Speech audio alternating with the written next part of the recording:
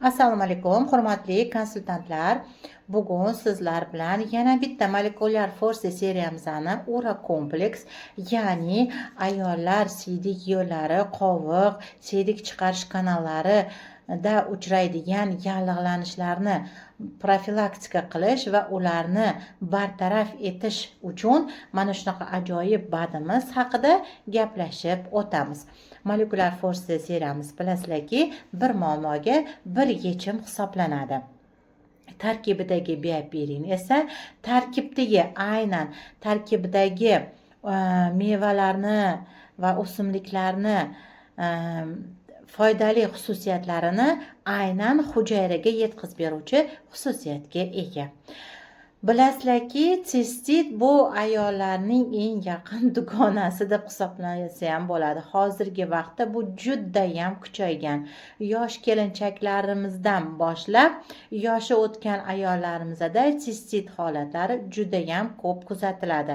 Vaqtida o'sha oyog'iga naski kiymagani, yangi kelinligida suvlarni sepib, ko'chalarni sipirganda tezgina sistit bo'lib qolish ehtimoli mavjud va shu bilan bir qatorda yosh o'tib borgan sari turli xil infeksiyalar va bilasizlarki, siydik yo'liga bizani vлагалищimiz, ya'ni qin yaqin va undan tashqari anal teshigimiz, ya'ni orqa axlat chiqish teshigi ham yaqin. Shuning va noto'g'ri tahoratlarning orqasidan va bir-biriga yaqin bo'lgani uchun infeksiyani bir-biriga uzatilish, o'tish jarayoni tez bo'lgani uchun aynan qinda uchraydigan infeksiyalar va aynan siydik yo'llarida uchraydigan infeksiyalarni tez ayollarda qaytalanishiga katta sabab bo'ladi.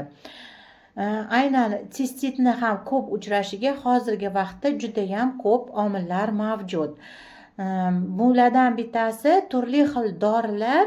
Hozirgi vaqtda ko'pgina ayollarimiz har xil dorilar ichish oqibatida oshqozon hazm sistemasini buzishyapti. Buning orqasidan ichak mikroflorasi buzilyapti va aynan sistitni qo'zg'atuvchisi ichak tayoqchasini rivojlanishiga kattagina muhit yaralyapti va shuning orqasidan ko'pgina ayollarimizda tezgina sistit holatlari kuzatilyapti.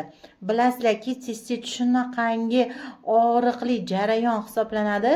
Necha marta tualetga borsak, tualetga borishdan oldin уже bizda shunaqa holat bo'ladi. Hozir yana og'riydi, xuddiki tug'ruq vaqtida dard bilan dard orasida dard kelishini his qilamiz-ku.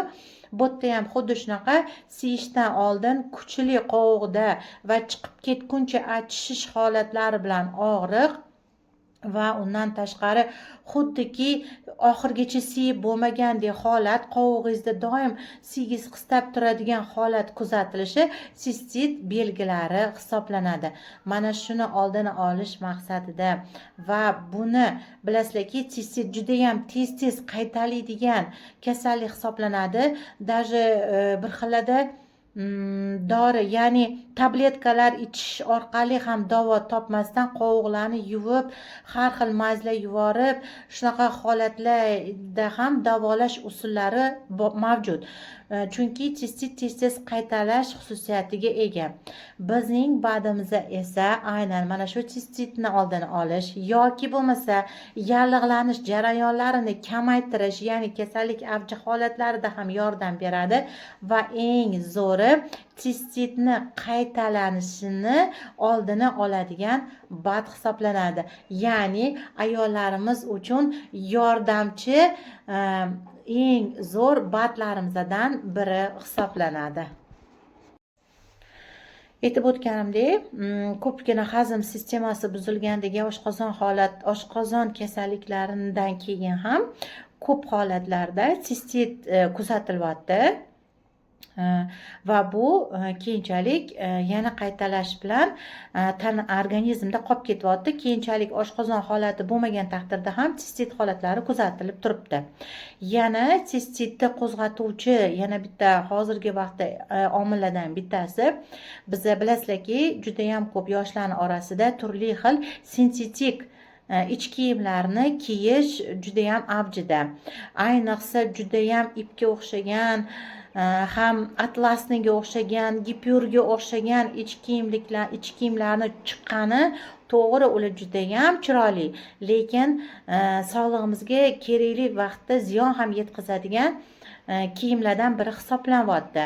U aynan mana shu havo o'tkazmasligi va dimlanib qolish oqibatida tasavvur qiling, kun issiqda havo o'zi o'tmayotgan paytda qinda har xil infeksiyalarni dimlanib qolishi va uni siydik yo'liga o'tishi ham sistitni kelib chiqishiga katta bir sabablardan biri bo'lyapti. Ya'ni qo'shimcha omil paydo bo'lgan. Hozir mana zamon rivojlangan sari mana shunaqa omillar ham ko'payib boryapti. Oldin sabab kamroq bo'lsa, hozir mana ko'p dorilarni, har xil dorilar ichish oqibatida ichak mikroflorasini buzilganligi orqasidan kelib chiqayotgan bo'lsa, yana bitta eng katta omillardan biri o'sha ichki kiyimlarni, sintetik kiyimlarni kiyishdan kelib chiqyapti. Qarabsizki, sistit ko'p ayollarda uchrayapti. Bu badimizani barcha turdagi, barcha yoshdagi ayollarimizga, 18 yoshdan yuqoridagi barcha ayollarimizga tavsiya etsak bo'ladi. 18 yoshda, 19 yoshda turmushga chiqib sistit bo'lib qolganlarga ham tavsiya qilsak bo'ladi. 50-60 yoshdagilarga ham tavsiya qilsak bo'ladi. Aynan siydik qopi, siydik chiqarish, siydik yo'li va siydik chiqarish kanalidagi yallig'lanishlarni oldini olish xususiyatiga ega, antibakterial xususiyatga ega. Yana shunaqangi tarafi borki, yoshi o'tgandan keyin mana shu virus va infeksiyalarning orqasidan siydik yo'llarimizda tez-tez siyish holatlari, kechasi ko'p uyg'onib tualetga chiqish, 2 martalab chiqish holatlari kuzatiladi. Sizda sistit bo'lmagan taqdirda ham, agar sistit bo'lmasa ham, lekin sizda kechqurun uyg'onib ko'p tualetga siyish holatlari, chiqish holatlari bo'lsa, unda bu holatda ham bu badni bemalol tavsiya qilsangiz bo'ladi yoki o'zingiz ichsangiz bo'ladi. Agar sizda bir martagina sistit bo'lgan bo'lsangiz, unda bu badni уже yilda 3-4 marta ichishingiz kerak bo'ladi. Hatto 3 marta ichishingiz kerak bo'ladi. Agar sizda sistit bo'lmagan bo'lsa, unda yilda 2 marta profilaktika uchun ichsangiz ham bo'ladi. Aynan jinsiy organlardagi patogen mikroblarni aynan mana shu jinsiy organlardagi patogen mikroblarni ko'payib siydik yo'liga o'tishdagi yallig'lanish holatlarini bartaraf etadi. Tarkibidagi kluk va qiziljoylar mana shu badni anaqa qilganimda, o'rganib chiqqanimda tarkibidagi klukvani shunaqangi yaxshi ko'rdim. Bu shunaqangi zo'r mahsulot ekan, shunaqangi zo'r tabiatdan antibakterial xususiyatga ega Alloh yaratgan bir ne'mat ekan. Aynan keyin men nimasini hurmat qilaman? Bizda molekulyar force badimizning tarkibida 3 yoki 4 xil mahsulotdan tarkib topadi, ko'pincha 3 xil. Aynan mana shu eng kerakli mahsulotlar qo'shiladi. Hozir mana shu ora kompleksga aynan siydik yo'lidagi yallig'lanishni oldini olish uchun eng yaxshi tarkib qaysi bo'lsa, ana o'shalar tanlab jamlangan va qolganlari mana shu tarkibni yaxshi ishlashiga hissa qo'shadigan qo'shimchalar bo'ladi. Ya'ni 3 ta mahsulot bo'ladigan bo'lsa, mana shulardan bittasi klukva bo'ladigan bo'lsa, mana klukvani ishini yaxshilash uchun yoniga qo'shimcha yana boshqa mahsulot qo'shiladi. Aynan mana shu molekulyar force badimiz bitta masalaga bitta yechim bo'lgani uchun tarkibi xuddi davolovchi xususiyatga ega bo'lib to'yintirilgan bo'ladi. Sistitni belgilarini aytib o'tdim. Tez-tez siyish, achishish, og'riqli siyishlar, kechqurun o'sha siydik kechqurun ortiqcha siyishga chiqish va xuddiki qovuq bo'shamagandek, siydik qolib ketgandek o'zini his qilish va undan tashqari qon aralash siyishlar ham kuzatiladi va bunda tanada harorat ham ko'tariladi yallig'lanish hisobiga. Agar siz sistitlarni vaqtida davolamasangiz, bu jarayon sekin siydik yo'llari orqali pochkaga, ya'ni pochkani zararlash holatlariga ham o'tib ketish xususiyatiga ega. Aynan mana shu holatlarni bartaraf etish uchun bizga tarkibdagi klukva yordamga keladi.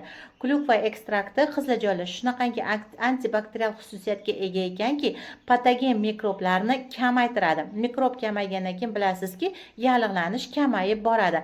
Ayniqsa klukvani ichak tayoqchasiga zo'r ta'sir xususiyatiga egaligi bu yaxshi natijalarga sabab bo'ladi.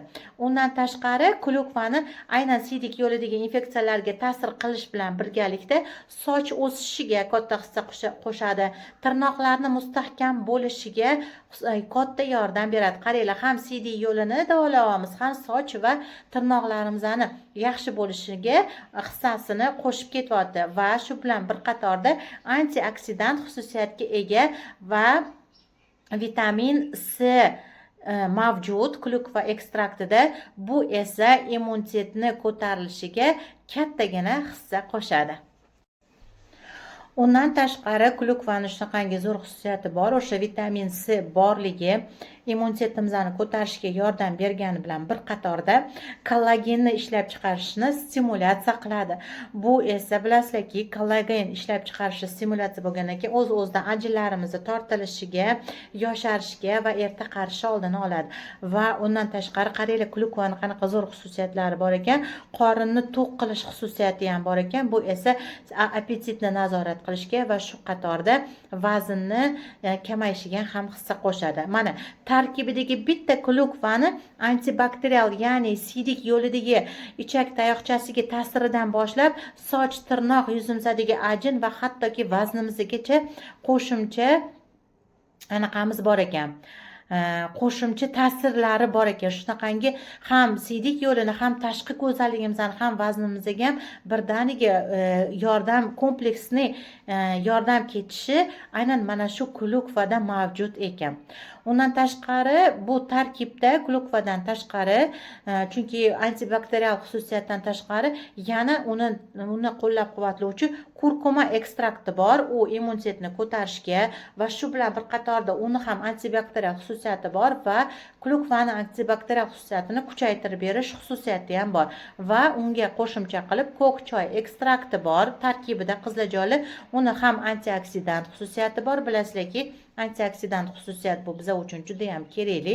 Yuqorida bu haqida ko'p ma'lumot berganman va yallig'lanishga qarshi xususiyatga ega.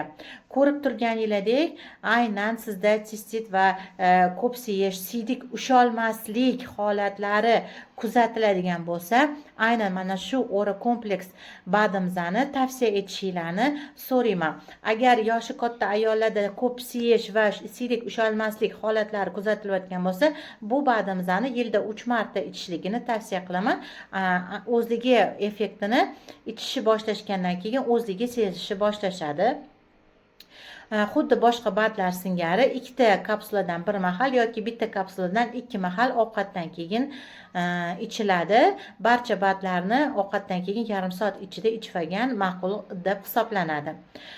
Xullas, sistit yechimiga, kechqurungi siyishga ko'p chiqish yechimiga va shu bilan qatorda siydikka yaxshi usholmaslik va undan boshqa yana yechimlarga sizga Ora kompleks badimiz yordamga keladi. Yaqinlaringizdan so'rangchi, ularda sistit muammosi bormi? Menimcha juda ham ko'p yaqinlaringizda bu holat mavjud va ularga tavsiya qiling. Buni profilaktika o'rnida ham ichsa bo'ladi. Hali kasalligi boshlanmasdan turib, mavsumiyga o'xshab ham qo'zg'aydi bu yoki bo'lmasa lecheniya olavergandan keyin qo'zg'aydigan holat. Mana shuni oldini olish uchun ham profilaktika o'rnida ham bu badimizni tavsiya etsanglar bo'ladi. Sog' bo'linglar. O'ylaymanki, bizlarni bu badlarimiz orqali sizlar sog'lom va chiroyli ko'rinishda qolasizlar va boshqalarni ham sog'lom bo'lishiga va chiroyli ko'rinishiga hissanglarni qo'shasizlar.